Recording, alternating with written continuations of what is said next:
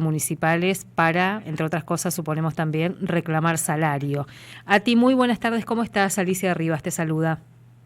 Buenas tardes, Alicia, ¿cómo estás? Muchas gracias por el espacio. Gracias por atendernos. Bueno, contanos un poco del reclamo, de la situación también de los trabajadores en tu municipio. El reclamo básicamente en San Vicente tiene que ver con lo salarial, donde quienes pertenecemos a ATE estamos llevando adelante un reclamo que no solamente es por aumento de sueldo, aumento salarial, sino que también estamos pidiendo recategorizaciones de todo el personal y pase a planta permanente del personal contratado. En lo que respecta estrictamente a salario municipal en San Vicente, hasta antes de julio no llegaba a 400.000 pesos su sueldo, estaba en 396. La tercera parte de lo que se necesita, se supone, para no ser pobre, digamos, ¿no? Exacto. Si se mira la canasta alimenticia que está arrojando cerca de... no es lo mismo que el monto que estaba nombrando, que es una canasta total, o lo que constituye un ingreso general como para una familia tipo para no ser pobre. Estamos hablando de que son con los montos de San Vicente se trata de trabajadores indigentes con el sueldo que tienen, si contrastamos contra la canasta alimenticia. Esta realidad nosotros la hemos manifestado, y la respuesta de parte del Ejecutivo acá básicamente es que ellos en los supermercados, los trabajadores desempeñan un trabajo por 12 horas, 10 horas o 12 horas, y están cobrando 800.000. Entonces dicen ellos, como un municipal que trabaja la mitad del tiempo, que serían 6 horas semanales, ¿cómo va a estar cobrando más que eso? Entonces también tiene que ver con la lógica de los supermercadistas que ocupan en este momento el Ejecutivo. Fabián Rodríguez es dueño de un supermercado, y en el Poder Legislativo su hermana está en el Consejo Deliberante como concejal. Pero para ordenar un poquito, nosotros en el Igual mes es de muy julio, interesante ese marco de interpretación que tiene el intendente, digamos, ¿no? claro, esa es la lógica, digamos, para decir, no se quejen porque, o sea, trabajan poco tiempo comparado con los supermercados, y en los supermercados están ganando 800, entonces ustedes cómo van a cobrar más que eso.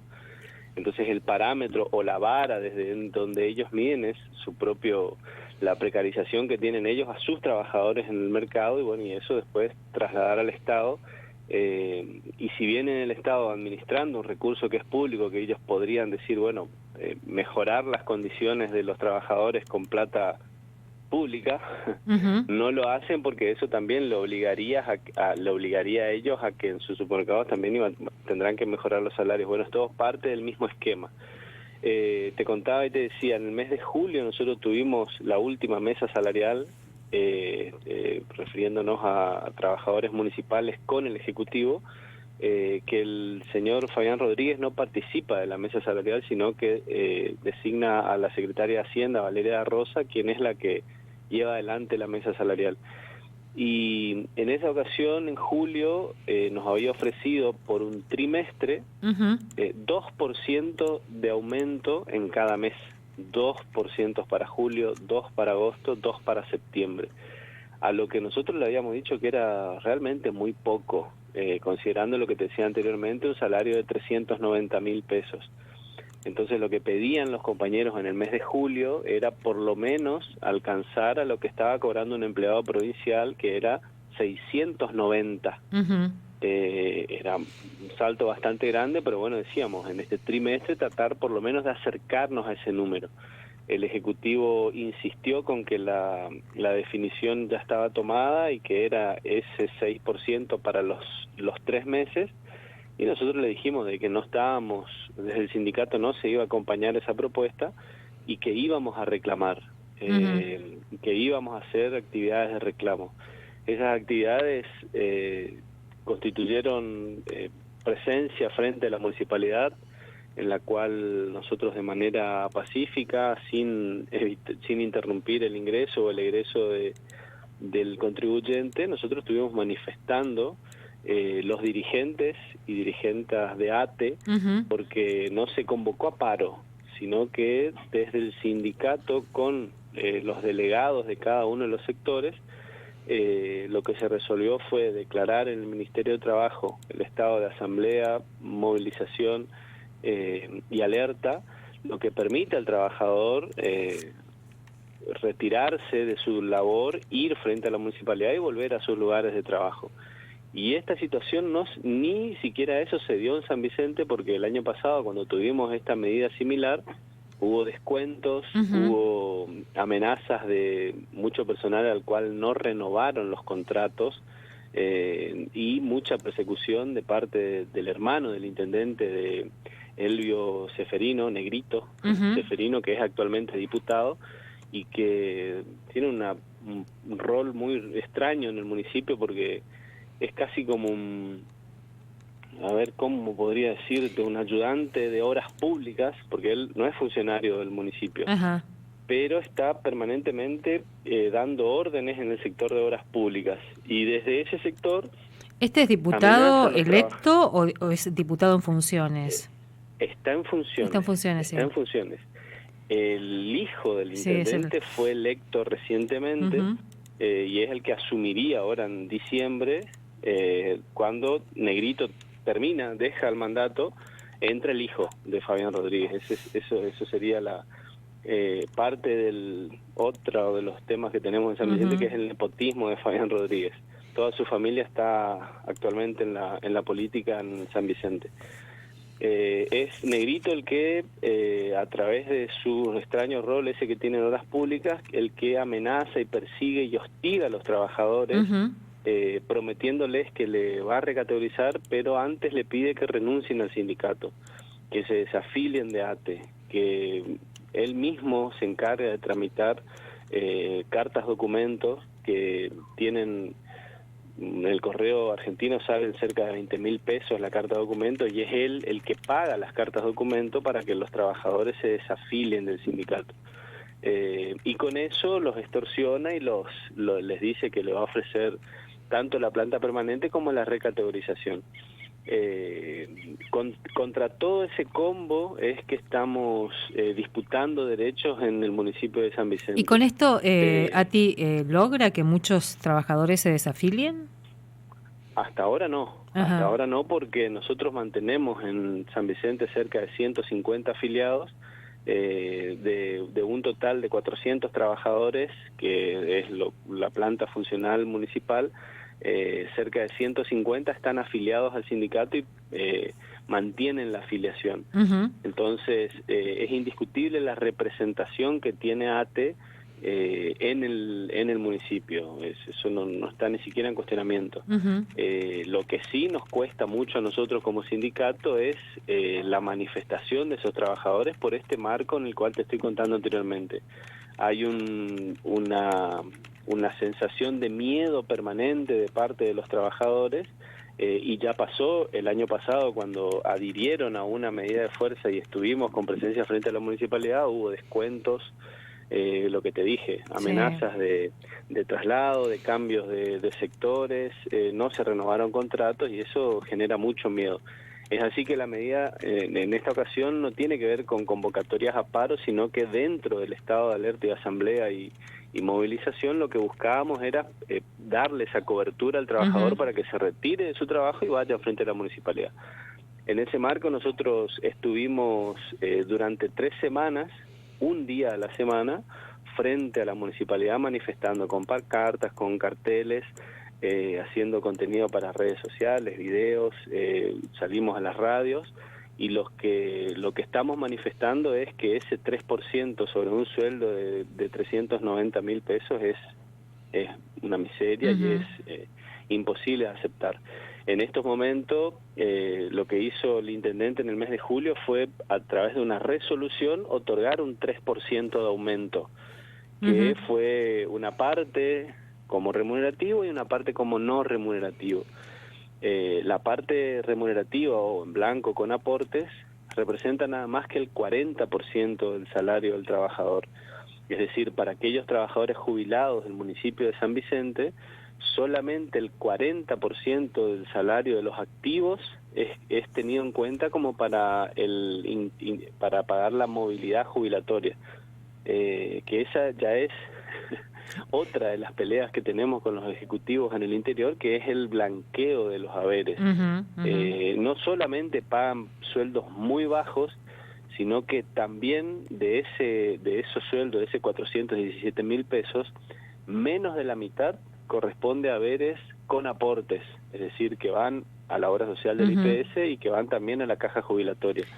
Entonces, y también un dato a través de esa precarización es que ellos se negrea parte del salario de los trabajadores. Recuerdo que uno de los planteos y de los reclamos de los municipales durante mucho tiempo fue esta discriminación en el aporte jubilatorio que le descuentan. ¿Eso se modificó o siguen aportando más a los municipales en comparación con el resto de los estatales? Los municipales siguen aportando 19% de lo que, insisto con la definición, de lo que corresponde a haberes con aportes. Sí, sí. Pero, ¿por qué el gobierno provincial justifica esta medida? Porque dicen, los municipios pagan en blanco muy poco. Entonces, es como que se sobreentiende y está bien que aporten un poco más porque total están... la mitad del sueldo está en blanco. Entonces, si la otra mitad está en negro, como ellos dicen, bueno, necesitamos cobrarle un poco más a los municipios. Esa es la respuesta del gobierno provincial. Hace 2 años atrás, cuando salió la moratoria, sacaron una ventana jubilatoria, que era una facilidad para que los estatales, justamente los municipales, puedan jubilarse con mejor salario. También se había incluido, a pedido del sindicato, una cláusula a los municipios a obligarlos de alguna manera. El gobierno provincial buscaba a través de un decreto exigirlos de que progresivamente empiecen a aumentar los haberes con aportes de cada trabajador. Es así que en el 2022 tenía que llegar al 40%, en el 23 tenía que llegar al 60%, en el 24 al 80%, en el 25 ahora todos los municipios tendrían que estar con el 90% de los salarios en blanco. Ese decreto duró únicamente 2 meses. El gobernador firmó el decreto en junio y para 2 meses después modificó solamente ese artículo del decreto diciendo que los municipios deberían cumplir como mínimo con el 40% de los haberes del trabajador y de los trabajadores, de los haberes con aportes. Además, qué impresionante, dejando huellas del fraude, ¿no? Porque se supone que si uno está cobrando, para decirlo entre comillas en negro, es un fraude laboral, digamos, ¿no? Claro, pero es todo parte de un esquema muy grande, Alicia, y que realmente es una lucha muy dispar la que tenemos los sindicatos, porque estamos permanentemente queriendo modificar cuestiones salariales, laborales, que estas cuestiones importantes que parecieran tan exageradas y tan difícil de creer que esté pasando, no solamente pasan, sino que ya están naturalizadas en todos los municipios, ni siquiera se habla. El sector docente, por ejemplo, hoy tiene el 80% del salario que ya está con aportes, tiene un salario que está bastante blanqueado. Eso también repercute en que los docentes hoy por hoy están accediendo a jubilaciones porque están teniendo salarios que son altos, y las jubilaciones, al menos el primer haber jubilatorio, tiene valores muy por arriba del 1,5 millones hasta 2 millones. Aquellos que son supervisores o que son directores tienen acceso a jubilaciones altas comparadas con un municipal. Que fíjate los números que estamos manejando. Te estoy hablando de un sueldo de 417.000 pesos. Que ese trabajador, por una jubilación ordinaria, vaya a cobrar su primer aporte, va a cobrar únicamente el 75% de los haberes de los últimos 10 años, solamente de los haberes con aportes. Es decir, de ese 417 solamente le van a tomar la parte que estaba en blanco, es decir, el 40% de su sueldo. O sea que vos tenés jubilaciones por debajo de los 200.000 pesos, por ejemplo. Exacto. Eso es correcto lo que estás diciendo. Ay, Siempre que salgan por la jubilación ordinaria. Uh-huh. Para cubrir y para tapar eso es que el gobierno provincial saca esta ventana jubilatoria, que lo que dice es, bueno, a los municipios, solamente a los trabajadores municipales, se le permite la opción de que al momento del cálculo del primer haber jubilatorio se le considere los haberes con aporte y sin aporte, porque son montos irrisoriamente bajos. Claro. Qué impresionante. Bueno, es realmente impresionante. Y todavía no te hablé de dos temas más que fueron los ejes Ajá. nuestros, que tienen que ver con las recategorizaciones y los pases a planta permanente.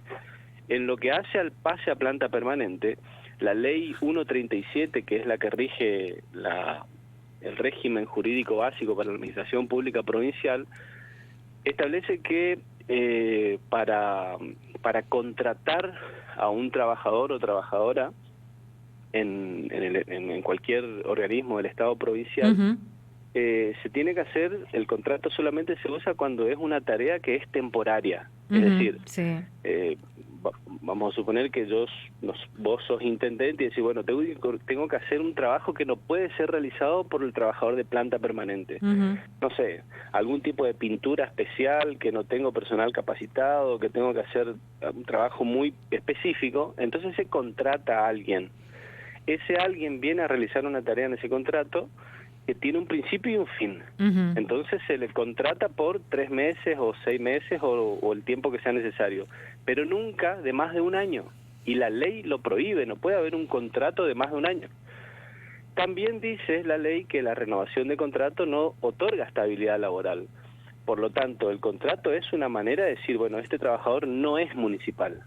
Uh-huh. ¿Qué es lo que está pasando en San Vicente? Hay trabajadores que con contrato hacen la misma tarea que el trabajador de planta. Por ejemplo, hay choferes que están contratados, hay maquinistas que tienen contratos, hay administrativos que tienen contratos, y esto es ilegal, esto no puede pasar. Nosotros esto lo manifestamos al Consejo Deliberante, nos referimos al Poder Ejecutivo innumerables veces, fuimos a todas las radios en San Vicente, los pusimos en todos lados y decimos, si hay un contratado que está realizando la misma tarea con trabajador de planta, después de un año debe pasar a planta permanente, porque eso ya no es un trabajo temporario, sino que es un trabajo permanente que requiere de un trabajador que esté permanentemente en ese trabajo.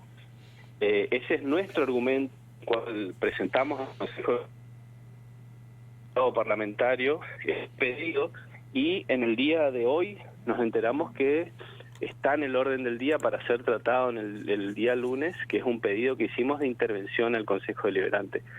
Así que el lunes, bueno, nos vamos a enterar cuál es la respuesta del Consejo Deliberante respecto a este pedido. Es interesante esto que planteas, a ti, porque hilando un poco con lo que decías hace un rato, hemos naturalizado tantas cosas, porque si hay algo que hemos visto y que se viene como denunciando también, es que el Estado es el gran precarizador, digamos, ¿no?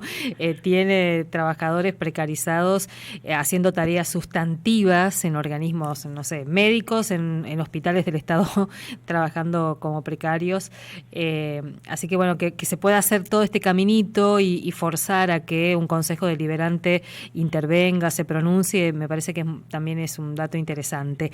A ti, seguramente vamos a volver a conversar, porque te decía fuera de aire, la idea es un poco empezar también a visibilizar esto que nos contás, ¿no? Que son las pequeñas, grandes luchas que están dando también trabajadores en distintos lugares, en distintas áreas, y decíamos, los municipios son un lugar muy complejo, muy difícil también, así que te agradecemos la posibilidad de compartir un ratito este tiempo. Por favor, cuando quieran, a total disposición, y seguramente seguiremos charlando. Y te consultamos el lunes a ver qué te responden. Dale, encantado, Dale. No hay ningún problema. Hablamos el lunes, un abrazo. Dale, gracias. Ati Mazoneves es secretario general de ATE San Vicente, y escuchaba con atención esa descripción que él hacía al final de la nota de un trabajador precarizado dentro de